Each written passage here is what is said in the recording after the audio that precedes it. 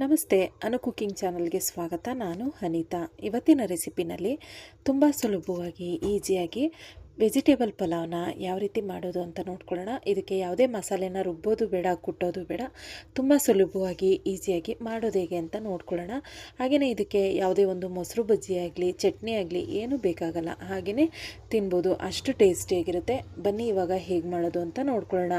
ಮೊದಲಿಗೆ ಒಂದು ಕುಕ್ಕರ್ಗೆ 3 ಟೇಬಲ್ ಸ್ಪೂನು ಎಣ್ಣೆನ ಹಾಕ್ಕೊಂಡು, ಎಣ್ಣೆ ಸ್ವಲ್ಪ ಬಿಸಿ ಆದಮೇಲೆ ಅದಕ್ಕೆ 1 ಸ್ಪೂನು ಶುಂಠಿ ಬೆಳ್ಳುಳ್ಳಿ ಪೇಸ್ಟ್ ಹಾಕ್ಕೊಂಡಿದ್ದೀನಿ. ಶುಂಠಿ ಬೆಳ್ಳುಳ್ಳಿ ಪೇಸ್ಟು ಹಸಿ ಸ್ಮೆಲ್ಲೆಲ್ಲ ಹೋಗೋ ತನಕ ಚೆನ್ನಾಗಿ ಫ್ರೈ ಮಾಡ್ಕೊಳ್ಬೇಕು. ನೋಡಿ ಈ ರೀತಿ ಇದು ಸ್ಮೆಲ್ಲೆಲ್ಲ ಹೋಗಿ ಅದು ಫ್ರೈ ಆದಮೇಲೆ ಅದಕ್ಕೆ ನಾನು ಒಂದು 4 ಹಸಿಮೆಣ್ಸಿನ್ಕಾಯಿನ ಕಟ್ ಮಾಡಿ ಹಾಕ್ಕೊಂಡಿದ್ದೀನಿ.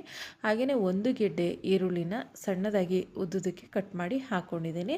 ಅದನ್ನು ಕೂಡ ಚೆನ್ನಾಗಿ ಫ್ರೈ ಮಾಡ್ಕೊಳ್ಬೇಕು. ಹಸಿಮೆಣ್ಸಿನ್ಕಾಯಿ ಹಾಗೆಯೇ ಈರುಳ್ಳಿ ಎರಡೂ ಕೂಡ ಚೆನ್ನಾಗಿ ಈ ರೀತಿ ಫ್ರೈ ಆಗಬೇಕು. ಇಷ್ಟಾದರೆ ಸಾಕು.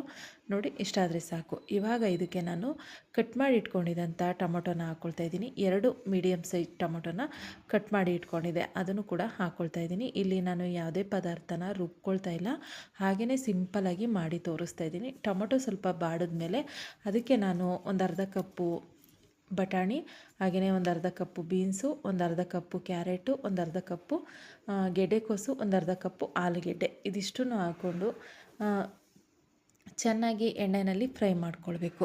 ಯಾವಾಗಲೂ ಅಷ್ಟೇ ನಾವು ಪಲಾವ್ನ ಮಾಡುವಾಗ ತರಕಾರಿನ ಎಣ್ಣೆಯಲ್ಲಿ ಫ್ರೈ ಮಾಡಿದಾಗ ತುಂಬ ಚೆನ್ನಾಗಿರುತ್ತೆ, ಟೇಸ್ಟು ಅಷ್ಟೇ ಅದ್ಭುತವಾಗಿ ಬರುತ್ತೆ.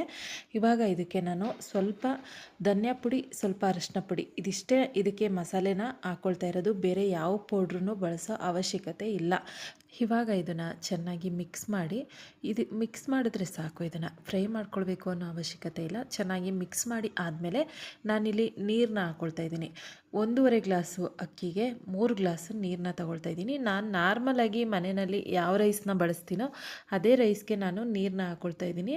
ನಾನು ಇಲ್ಲಿ ಅಕ್ಕಿನ ನೆನೆಸಿ ಇಟ್ಟಿಲ್ಲ, ನಾರ್ಮಲಾಗಿ ತೊಳೆದ್ಬಿಟ್ಟು ಹಾಗೆಯೇ ಹಾಕ್ಕೊಳ್ತೀನಿ ಡೈರೆಕ್ಟು. ಇವಾಗ ನೋಡಿ ಚೆನ್ನಾಗಿ ಮಿಕ್ಸ್ ಮಾಡಿ ಈ ನೀರನ್ನ ಕುದಿಯೋದಕ್ಕೆ ಬಿಡೋಣ. ಅದಕ್ಕೂ ಮುಂಚೆ ನಾನಿಲ್ಲಿ ಒಂದು ಅರ್ಧ ಸ್ಪೂನು ಕಾಳುಮೆಣಸು, 1 ಇಂಚು ಚಕ್ಕೆ, ಹಾಗೆಯೇ ಒಂದು 4ರಿಂದ 5 ಲವಂಗನ ತೊಗೊಂಡಿದ್ದೀನಿ. ಇದನ್ನು ಪುಡಿ ಮಾಡಿ ಹಾಕ್ಕೊಳ್ಳೋಣ. ನಾನಿಲ್ಲಿ ಕುಟಾಣಿಲಿ ಪುಡಿ ಮಾಡಿ ಹಾಕ್ಕೊಂಡಿದ್ದೀನಿ. ನೀವು ಕುಟಾಣಿ ಇಲ್ಲ ಅಂತಂದರೆ ಮಿಕ್ಸಿಲೂ ಕೂಡ ಪುಡಿ ಮಾಡಿ ಹಾಕ್ಕೊಳ್ಬೋದು. ಇವಾಗ ನೋಡಿ ಈ ಒಂದು ಲಾಸ್ಟಲ್ಲಿ ಈ ಒಂದು ಮಸಾಲೆನ ಹಾಕೋದ್ರಿಂದ ಒಂದು ಒಳ್ಳೆ ಟೇಸ್ಟ್ ಬರುತ್ತೆ. ಒಂದು ಸರಿ ನೀವು ಈ ವಿಧಾನದಲ್ಲಿ ಟ್ರೈ ಮಾಡಿದರೆ ಪದೇ ಪದೇ ಇದೇ ವಿಧಾನನ ಮಾಡ್ತೀರಾ, ಅಷ್ಟು ಟೇಸ್ಟಿಯಾಗಿರುತ್ತೆ. ಅದನ್ನೆಲ್ಲ ಹಾಕಿ ಚೆನ್ನಾಗಿ ಮಿಕ್ಸ್ ಮಾಡಿ ಅದನ್ನು ನೀರು ಒಂದು ಕುದಿ ಬರಬೇಕು ಅಲ್ಲಿ ತನಕ ಬಿಟ್ಟು ನಾನು ತೊಳೆದಿಟ್ಕೊಂಡಿದ್ದಂಥ ರೈಸ್ನ ಹಾಕ್ಕೊಂಡಿದ್ದೀನಿ. 1.5 ಗ್ಲಾಸು ರೈಸ್ನ ಹಾಕ್ಕೊಂಡಿದ್ದೀನಿ.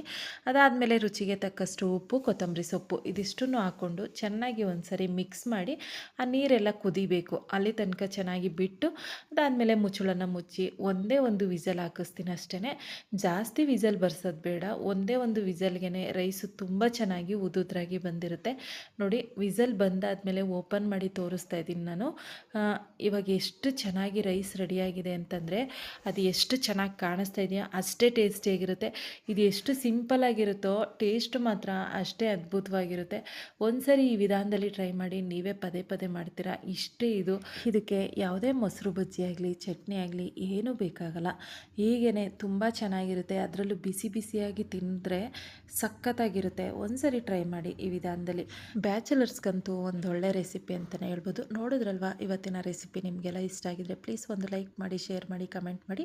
ನನ್ನ ಚಾನಲ್ನ ಯಾರಾದರೂ ಸಬ್ಸ್ಕ್ರೈಬ್ ಮಾಡದೆ ನೋಡ್ತಾ ಇದ್ದರೆ ಪ್ಲೀಸ್ ಸಬ್ಸ್ಕ್ರೈಬ್ ಮಾಡ್ಕೊಂಡು ನೋಡಿ. Thank you for watching.